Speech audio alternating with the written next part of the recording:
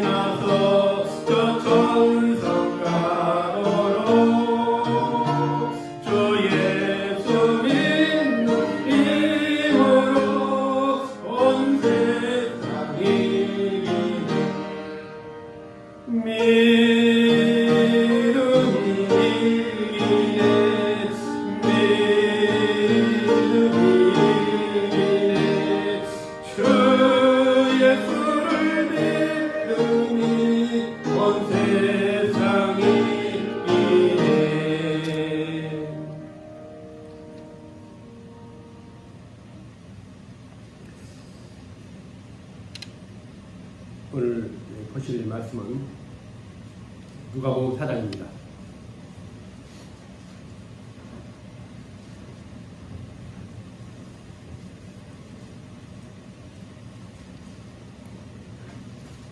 누가복음 4장 1절에서 13절까지 우리 같이 한번 봉독하시도록 하겠습니다. 예수께서 성령의 충만함을 입어 요단강에서 돌아오사 광야에서 40일 동안 성령에게 이끌리시며 마귀에게 시험을 받으시더라. 이 모든 날에 아무것도 잡수시지 아니하시니 날수가 다함에 줄이신지라. 마귀가 이르되 내가 만일 하나님의 아들이거든 이 돌들에게 명하여 어떻게 되게 하라. 예수께서 대답하시되 기록된 바 사람이 떡으로만 살 것이 아니라 하였느니라. 마귀가 또 예수를 이끌고 올라가서 순식간에 천하 만국을 원이며 이르되 이 모든 권위와 그 영광을 내가 내게 주리라. 이것은 내게 넘겨준 것이므로 내게 원하는 자에게 주느라. 그러므로 내가 만일 내게 절하면 다 내 것이 되리라. 예수께서 대답하여 이르시되 기록된 바 주 너의 하나님께 경배하고 다만 그를 섬기라 하였느니라. 예루살렘으로 가서 성전 꼭대기에 세우고 이르되 내가 만일 하나님의 아들이거든 여기서 뛰어내리라. 기록되었으되 하나님이 너를 위하여 그 사자들을 명하사 너를 지키게 하시리라 하였고 또한 그들이 손으로 너를 받들어 내 발이 돌에 부딪히지 않게 하시리라 하였느니라. 예수께서 대답하여 이르시되 주 너의 하나님을 시험하지 말라 하였느니라. 마귀가 모든 시험을 다한 후에 얼마 동안 떠나니라. 아멘. 이기는 전쟁, 그리고 이겨야만 하는 전쟁, 그런 제목으로 오늘 이 본문의 말씀을 같이 묵상하도록 하겠습니다. 십자가를 여러분 보면은 가장 먼저 떠오르는 게 뭡니까? 평화라는 이미지입니다. 그래서 교회도 십자가가 교회의 상징이 되기도 했고, 또 병원이나 또 적십자, 유럽의 영국을 비롯하여 한 21개의 나라가 십자가를 붓기에 사용한다 합니다. 그만큼 이 십자가는 고난당한 자들에게, 또 재난당한 자들에게 위로를 주고, 또 전쟁에서의 평화, 이런 걸 상징하는 그런 도구로 또 기호로 사용을 하고 있습니다. 우리가 이렇게 험한 세상 살다가 십자가 있는 이 교회에 모이는 것은 그만큼 우리에게 위로와 평화가 아마 필요할지 모르기 때문입니다. 처음 교회를 찾는 사람들은 교회에 들어오면 기대하는 것이 바로 평화입니다. 평화. 그런데 예수님께서 이 세에 오셔서 이렇게 말씀하셨습니다. 마태복음 10장 3, 4절 보면 내가 세상에 화평을 주러 온 줄로 생각하지 말라. 화평이 아니요 검을 주러 왔노라. 내가 온 것은 사람이 그 아버지와 딸이 어머니와 며느리가 시어머니와 불화하게 하려 함이니 사람의 원수가 자기 집안 식구리라. 평화를 주러 오신 것이 아니라 검을 주러 왔다. 아니면은 이 세상에 바로 서로 불화를 예수님 때문에 평화가 아니라 정반대의 그런 일이 일어날 수 있다는 것을 말씀했습니다. 평화가 아니라 전쟁이라는 겁니다. 예수님이 오신 것은 세상에 평화를 주러 오신 것이 아니다. 우리가 이걸 그대로 이해하기는 좀 쉽지가 않습니다. 왜냐하면 우리는 예수님에 대해서는 너무나 평화라는 이미지로 예수님을 생각하기 때문입니다. 물론 예수님 평화를 깨시는 분은 아닙니다. 그러나 오늘 오히려 예수님 때문에 이제 본격적인 영적 전쟁이 시작됐다는 것을 의미하기도 합니다. 교회에 들어오면 겉으로 보기에는 평화롭고 또 은혜가 충만한 것 같지만은 누가 얘기한 것처럼 멀리서 보면 희극이지만 가까이서 보면 비극이라고 그러죠. 교회 그렇습니다. 왜냐하면 교회만큼 치열한 영적 전쟁터가 없기 때문입니다. 우리 교회는 지금 전쟁과 평화를 경험하는 것입니다. 평화만 경험하는 것이 아니라 전쟁과 평화입니다. 우리가 교회에 깃발을 내딛는 순간부터 마귀는 우리를 제거해야 될, 없애야 할 적으로 우리를 생각합니다. 어떻게 하면 믿음을 저버리게 할까? 어떻게 하면 교회를 떠나게 할까?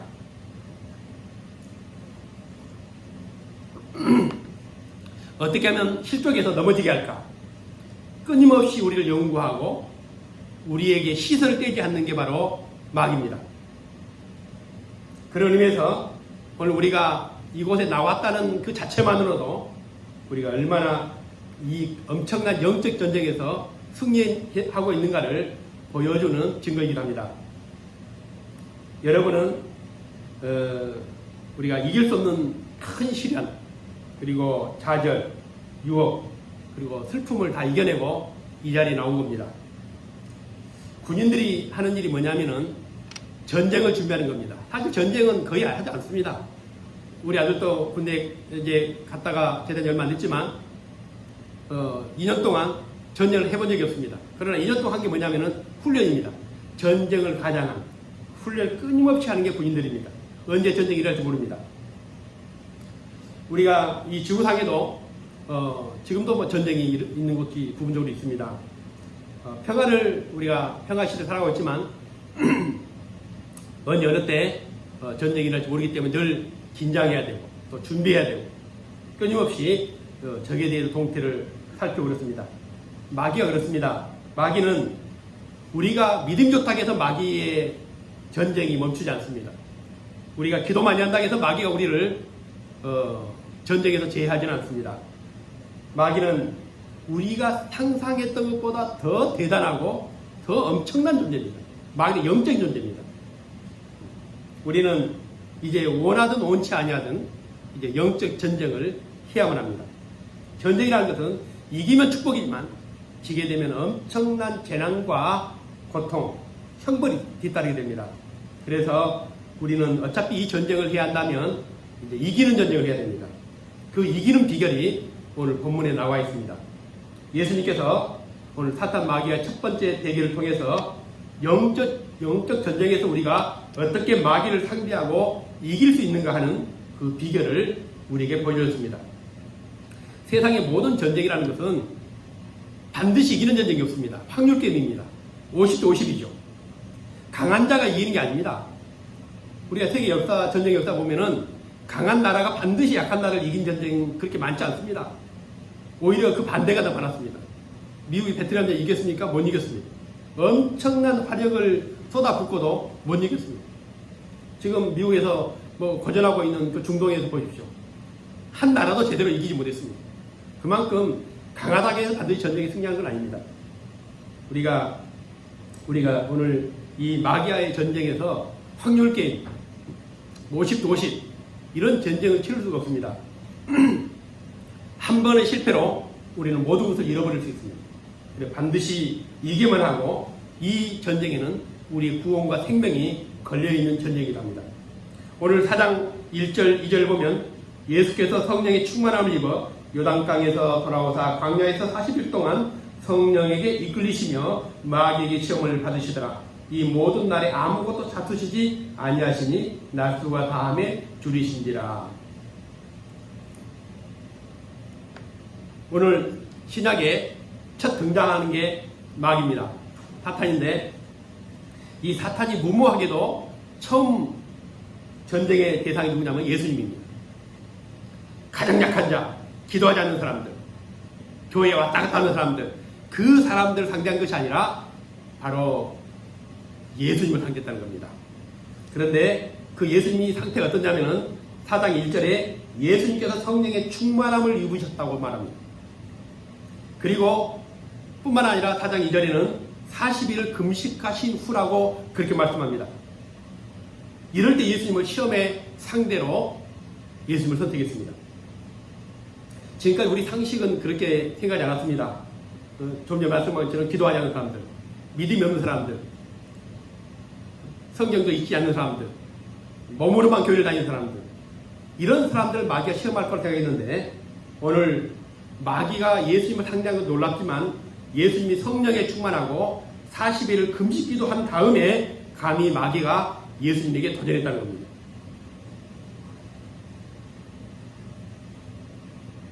우리는 능력을 받기 위해서 가끔씩 기도를 가서 예전에는 기도를 했습니다. 40일 금식기도 해보면은 전 해보진 않았지만 마귀가 내 주위에 얼씬도 못할 거라고 생각합니다. 그런데 이런 상식을 완전히 엎었습니다. 교회가 그렇습니다. 이 마귀는 우리가 아무 일도 하지 않고 조용히 있으면 마귀는 절대 우리를 유혹하지 않습니다. 예, 가만히 놔둡니다. 예, 어차피 일하지 않는 교회이기 때문에. 우리가 기도하지 않으면 교회는 마귀가 우리를 건들지 않습니다. 그런데 우리가 뭔가를 시작할 때에 마귀는 같이 움직입니다. 마귀는 그래서 마귀 시험이 왔을 때는 그냥 기도하지 않고 가만히 있으면 시험이 끝납니다. 어차피 마귀는 우리를 패자로 생각하기 때문에 더 이상 건들지 않습니다.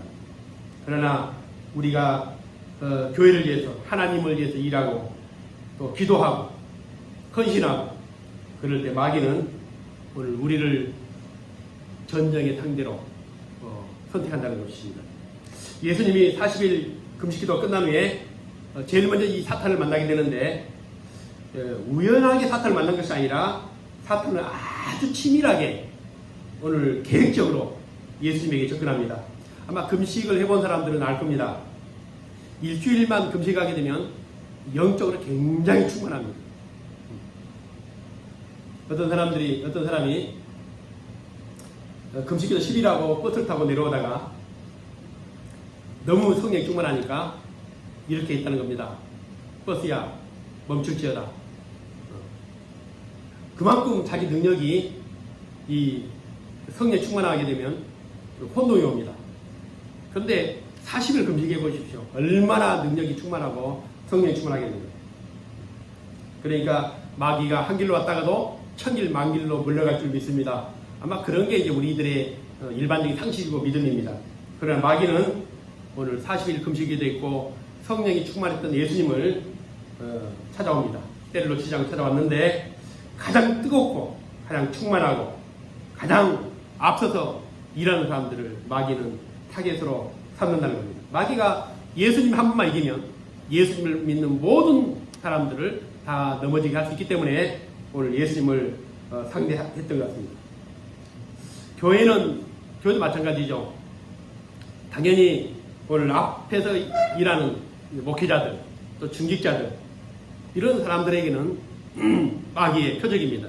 그러니까 우리가 교회를 위해서 기도할 뿐만 아니라 이렇게 세움을 받은 자들, 또 일하는 사람들 위해서도 우리가 기도해야만이 이 교회가 영적 전쟁에서 이길 수가 있습니다. 지금 우리는 우리 교회도 치열하게 지금 영적 전쟁을 치르고 있습니다.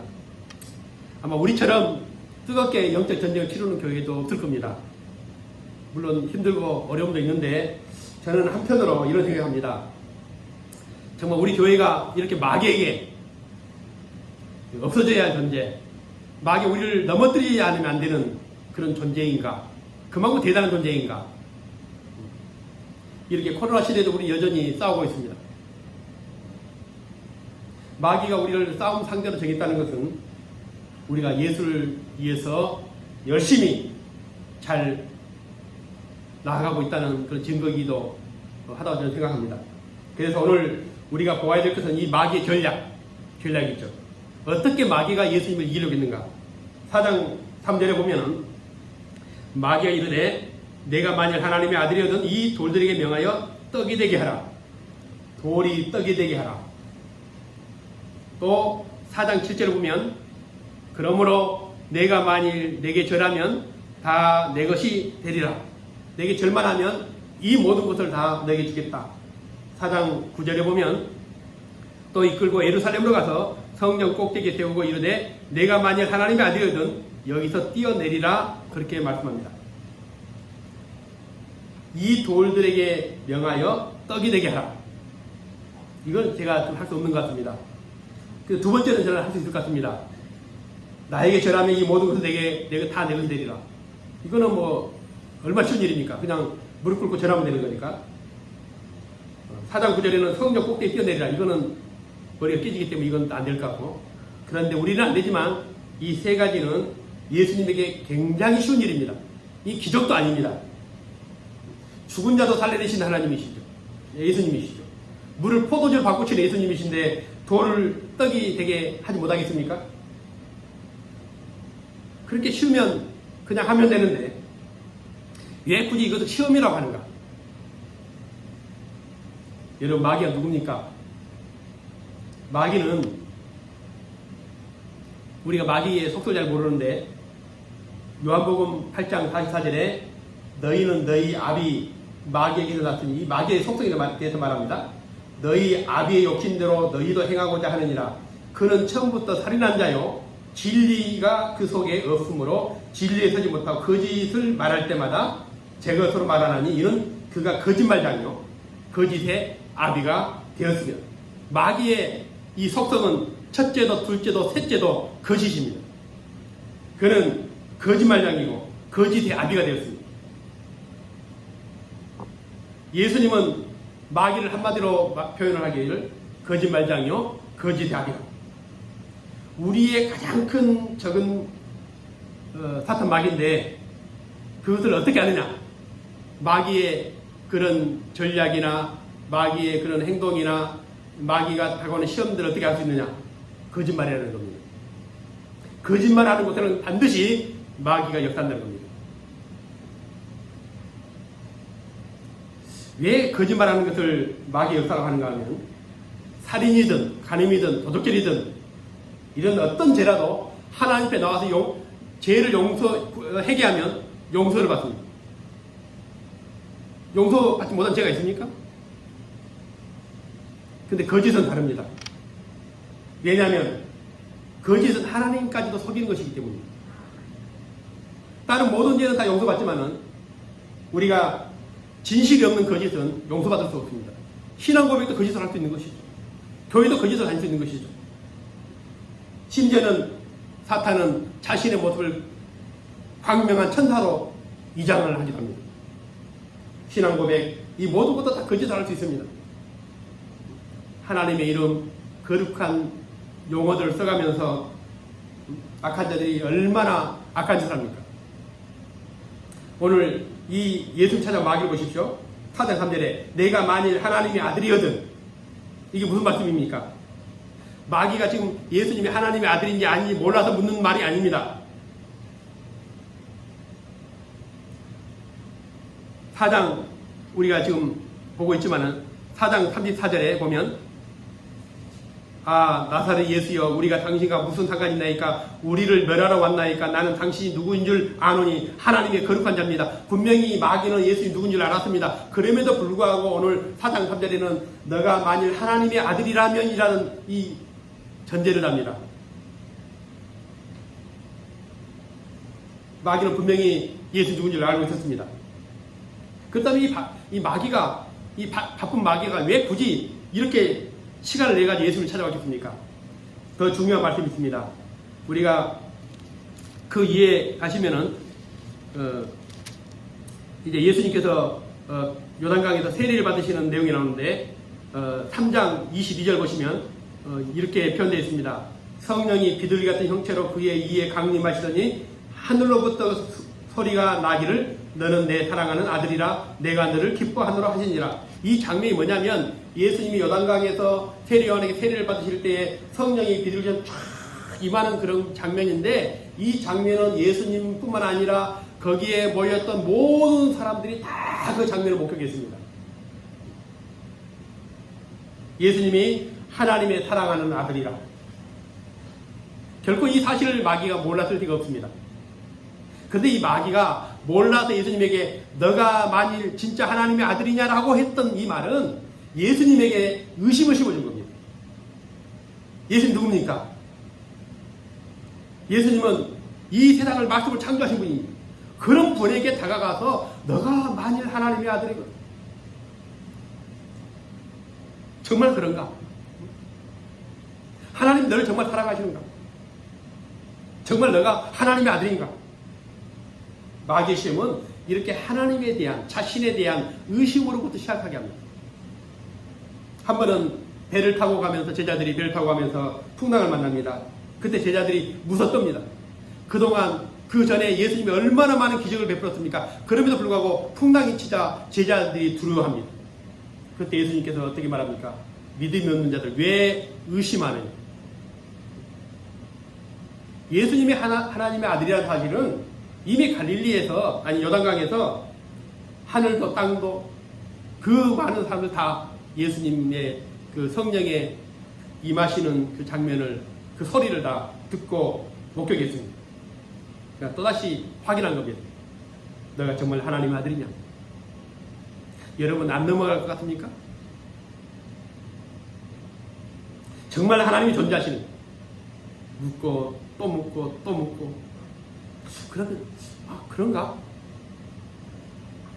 우리가 어려움과 고난당할 때 하나님이 너를 정말 사랑하시는가? 하나님 너를 정말로 그 고난에서 구원해 주실 것인가? 우리를 의심하게 만듭니다. 고난당할 때, 시험당할 때, 어려움을 당할 때, 하나님은 존재하지 아니하시는구나. 그렇게 해서 교회를 떠나는 사람들이 얼마나 많습니까? 아무리 확실한 일도 마귀는 의심을 하게 합니다. 그러니까 아무것도 아닌 것을 가지고 의심하게 만듭니다. 또 아무것도 아닌 걸 가지고 시험 들게 만듭니다. 오늘 첫사람 아담에게도 동일하게 마귀에 접근합니다. 하나님이 동산 모든 나무의 열매를 먹지 말라고 하시더냐? 하나님이 뭘 먹지 말라고 했습니까? 선악을 알게 한 나무의 열매를 먹지 말라고 했는데 마귀를 바꿉니다.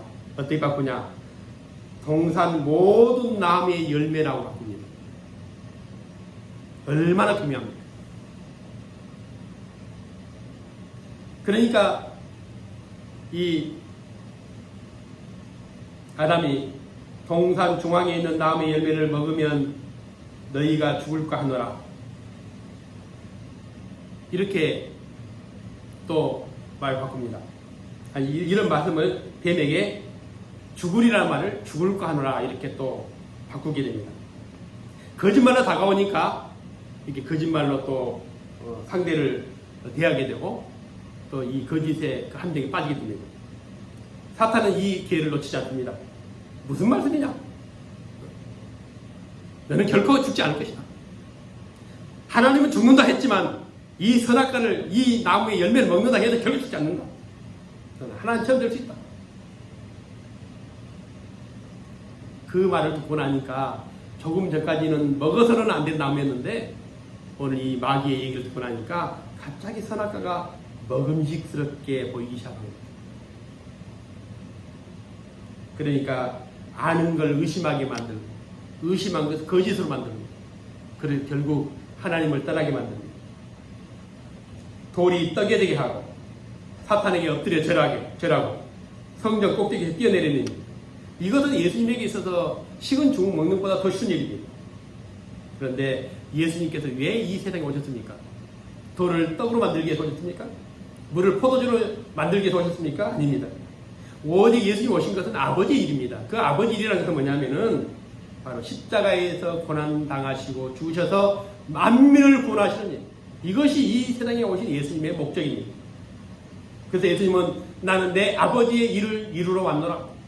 그러나 마귀는 지금 예수님의 사역을 바꾸러 가는 겁니다. 너가 잘하는 걸 해라. 쉬운 걸 해라. 모든 사람들이 칭찬하고 존경하고 영광 돌리는 그 일을 해라. 그렇게 안 해도 굳이 십자가를 지지 않아도 내가 너에게 이 천하를 다 주겠다. 좋은 길을 가고 좁은 길을 가고 고난의 길을 가고 십자가를 지고 죽음을 통해 너가 메시아인 것을 알 필요가 있겠냐. 성전 꼭대기에서 뛰어내리면 내가 이 천하 모든 걸 다 너에게 주겠다. 3년 걸릴 공생애를 단 몇 초 만에 다 해결하겠다는 겁니다. 마귀는 이렇게 예수님에게 달콤한 제안을 합니다. 진짜 해야 할 일을 못하게 하고 하지 않을 일, 또 해서는 안 되는 일, 할 필요가 없는 일에 집착하게 만듭니다. 교회가 그 역사를 보면 참 재밌는 게 있는데 우리가 어떻게 예수님을 열심히 믿을 것인가, 제대로 믿을 것인가 이걸 가지고 논쟁한 적은 별로 없습니다. 중대시대 논쟁에 했던 걸 보면은 이런 얘기 있습니다. 이제 교회를 들어올 때 성전이죠. 성전 들어갈 때 오른발을 먼저 들일 것인가, 왼발을 먼저 들일 것인가. 여러분 어떻게 들었습니까? 오늘 교회 오실 때. 그러니까 이걸 아무것도 아닌데 이 논쟁이 굉장히 치열했습니다. 어떻게 교회에 올 때 왼발이 먼저 들을 수 있냐? 야, 왼발 오른발이 무슨 차이냐? 그냥 걸어오다 보면은 왼발이 먼저 들을 수 있고 오른발이 먼저 들을 수 있는 것이지. 그런데 이것이 논쟁거리가 됐습니다. 마귀는 우리에게 아무것도 아닌 것을 가지고 싸우게 만듭니다. 아무것도 아닌 걸 가지고 교회가 논쟁하게 만들고 분열되게 만듭니다. 치마의 길이가 무릎 위면 어떻고 무릎 밑이면 어떻습니까? 또 그걸 가지고 싸우게 만듭니다.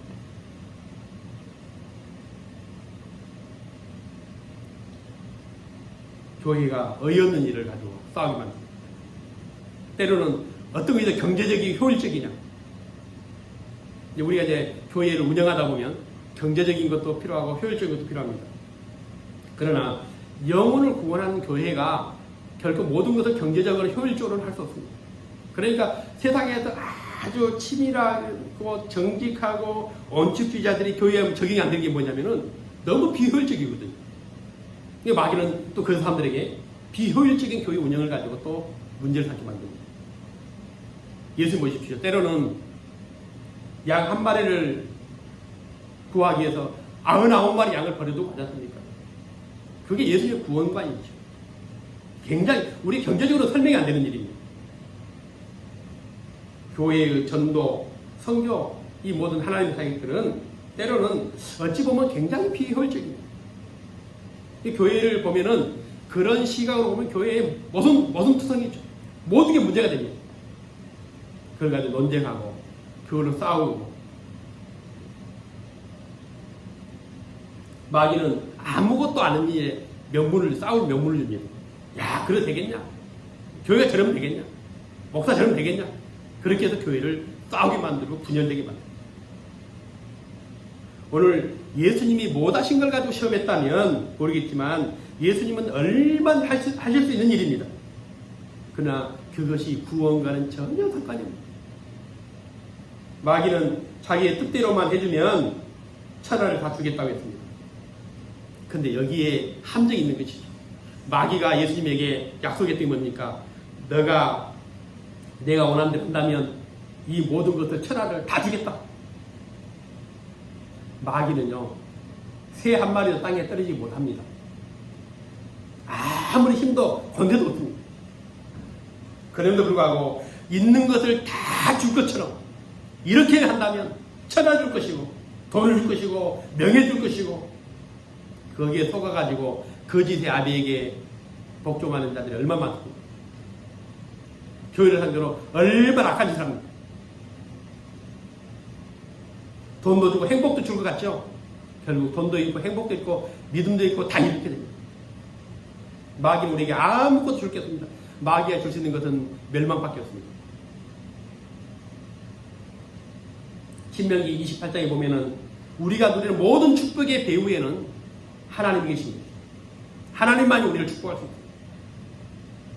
결론적으로 보면은 우리가 보아야 할 것은 바로 이 승리의 비결인데, 마귀가 시험을 하니까 오늘 예수님께서 40일 금식기도 하셨죠. 성령이 충만하죠. 손에 불이 쫙 나와가지고 마귀를 태워버렸습니다. 그렇다면 우리는 이제 더 이상 볼 것도 없습니다. 왜? 우리가 할 수 없는 능력밖에 이르지 않습니까? 우리는 그렇게 못하지 않습니까? 우리 이런 전혀 못합니다. 어떻게 손에서 불이 나오고 입에서 불이 나오게 할 수 있습니까? 그러면 그렇지, 예수님이니까 그렇겠지. 그런데 오늘 예수님은 3번의 시험을 한 번도 그렇게 이기지 않았습니다. 돌이 떡에 되게 하라는 이 말씀을, 그 시험에 대해서 신명기 8장 3절의 말씀을 인용합니다. 사람이 떡으로만 사는 것이 아니요 하나님의 입에서 나오는 모든 말씀으로 사는 줄을 내가 알게 하려 하십니다. 사람이 떡으로만 사는 것이 아니라 하나님의 입으로 나오는 모든 말씀으로 사는 것이다. 얼마나 쉬운 겁니까? 오늘 마귀가 돌이 떡에 되게 하라는 이 시험을 신명기 8장 3절의 말씀을 가지고 마귀를 물리칩니다. 두 번째, 나에게 절을 하라. 그때의 신명기 6장 13절의 말씀을 인용해가지고 내 하나님 여호와를 경외하며 그를 섬기며 그의 이름으로 맹세할 것이다. 오직 하나님께만. 여러분, 할 수 있습니까? 없습니까? 이거는 우리가 너무나 쉬운 일이죠. 우리에게는. 그리고 성령 꼭대기에서 뛰어내리라는 것에 대해서 신명기 6장 16절 말씀 인용해서 너희가 마사에서 시험한 것 같이 너희의 하나님 여호와를 시험하지 말라. 이렇게 마귀의 시험에 대해서 예수님은 3번에 걸쳐서 오늘 손에서 불이 나오고 입에서 불이 나와서 마귀를 대적한 것이 아니라 오늘 성경에 기록했던 우리가 가지고 있는 성경의 말씀을 가지고 인용해서 마귀의 시험을 3번이나 물리쳤습니다.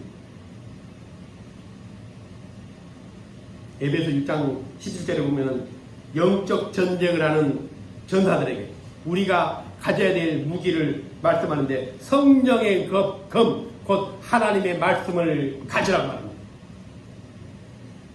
예수님은 우리가 가지고 있는 똑같은 말씀으로 마귀를 물리셨습니다. 전쟁을 할 때에 중대장은, 예를 들면 전쟁을 하는데 중대장은 총을 가지고 전쟁하고 저기 부대원들은 막대기를 가지고 전쟁하는 전쟁이 되겠습니까? 그런 전쟁 못합니다. 똑같이 총을 가져야 되죠. 예수님이 가지고 있는 무기나 우리가 가지고 있는 무기나 똑같습니다. 성령이고 곧 하나님의 말씀을 가지라고 말합니다. 그래서 우리는 예수님이 말씀으로 이기셨기 때문에 우리에게는 얼마나 큰 위로와 힘이 되는지 모릅니다. 왜냐? 우리도 할 수 있기 때문이죠. 우리에게 가장 큰 영적 무기는 바로 하나님의 말씀이라는 것을 믿으시기 바랍니다. 그러나 예수님이 승리하셨음에도 불구하고 우리가 기억해야 될 사실이 있습니다. 뭔가 한 가지 영원히 남는 승리입니다. 완벽한 승리가 아니라 오늘 4장 13절에 보시면은 마귀가 모든 시험을 다한 후에 얼마 동안 떠납니다.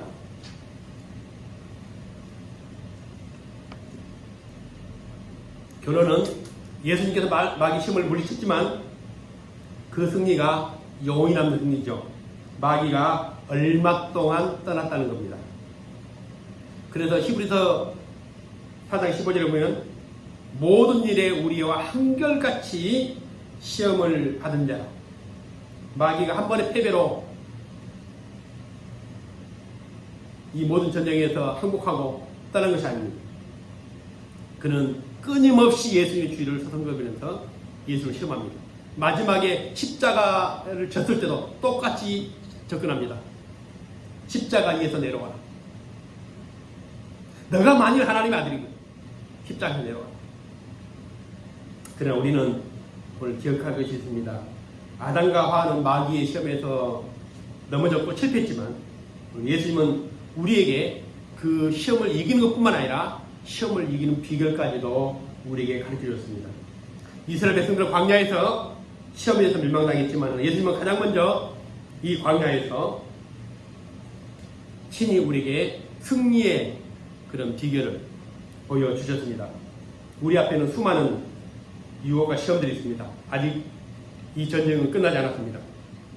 이 교회가 하나님을 기쁘시게 하는 일들을 하게 된다면 사탄은 그에 맞춰서 끊임없이 우리를 방해하고 해방하고 시험할 것입니다. 때로는 교회의 믿음을 가장한 성도들 통해서도 할 수 있을 것이고 수많은 여러 가지 문제를 통해서 우리를 분열시키고 우리의 가는 길을 방해하고 해방할 수도 있을 것입니다. 그러나 우리는 염려하지 않습니다. 적을 알면 이 전쟁을 승리할 수 있습니다. 우리가 예수 그리스도의 말씀에 굳게 설 때에 이 사탄은 이 교회를 결코 흔들 수가 없습니다. 특별히 오늘 예수님께서 우리에게 모든 귀신을 제하는 권세를 친히 보여주셨고 요한복음 16장 33절에 이것을 너희에게 이루는 것은 너희로 내 안에서 평안을 누리게 하려 함이니라. 세상에서 너희가 환난을 당하라 담대하라. 내가 세상을 이기었노라. 오늘 예수님이 이긴 것처럼 우리도 이길 것입니다. 오늘 예수님이 사탄을 상대하고 그를 물리친 것처럼 오늘 우리가 주님이 주신 말씀을 통해서 오늘 엄청난 그런 시험과 고난도 이겨낼 수 있습니다. 우리는 지금도 하나님의 영광과 그 나라를 위해서 우리는 나가고 있고 앞으로도 우리는 끊임없이 이 교회는 하나님의 영광을 위해서 우리 나갈 것입니다. 우리는 시험도 각오하고 마귀의 도전도 각오해야 되지만은 그러나 우리가 분명한 것은 오늘 주님 말씀한 것처럼 오늘 너희가 세상에서 환난을 당하라 담대하라. 내가 세상을 이겼노라. 이기는 모습을 보여주신 주님. 우리가 주님처럼 우리가 모든 시험에서 이기고 끝까지 승리해서 오늘 더 큰 하나님의 영광을 드러내는 교회와 성도 되기를 주의 이름으로 축원드립니다. 기도드리겠습니다. 살아계신 아버지 하나님, 우리 날마다 치열한 영적 전쟁을 치르고 있습니다. 아담도 무너졌고 믿음의 선조들도 시험과 유혹 앞에 무너졌습니다. 그러나 오늘 예수님은 우리에게 승리의 비결을 보여주셨습니다. 이제 우리도 예수 이름으로 마귀를 대적하고 그 권세를 힘입어 그 말씀으로 날마다 승리하기를 원합니다. 이 교회가 이기게 해주시고 성도들이 이기게 해주시고 마귀의 권세가 깨어지듯 그의 힘을 빌어 우리를 공격하는 모든 어둠의 세력들도 예수 이름으로 물러가기를 원합니다. 영적 전쟁에 승리하여 오늘 승리의 영광을 주님께 돌리는 교회가 되게 도와주시고 이제 더 열심히 더 간절하게 더 뜨겁게 오늘 주의 일을 감당하고 주님의 영광을 위해서 나아가는 교회가 될 수 있도록 축복하여 주옵소서. 감사하며 예수님 이름으로 기도드리옵나이다. 아멘. 이제는 영원한 승리가 되신 우리 주 예수 그리스도의 크신 은혜와 승리의 주님을 우리에게 보내주신 이 하나님의 놀라우신 사랑하심과 성령님의 감화 이루 교통하심이 오늘 끝없는 마귀의 도전과 시험 앞에서 예수 이름으로 그 능력으로 말씀으로 마귀를 물리치고 승리의 궤관을 부르며 오늘 주님 앞에 영광을 돌리고 나는 사랑케 한 성도들 머리에 저들 가정 위에 교회 위에 생업 위에 영원토록 영원히 함께 있을지어다.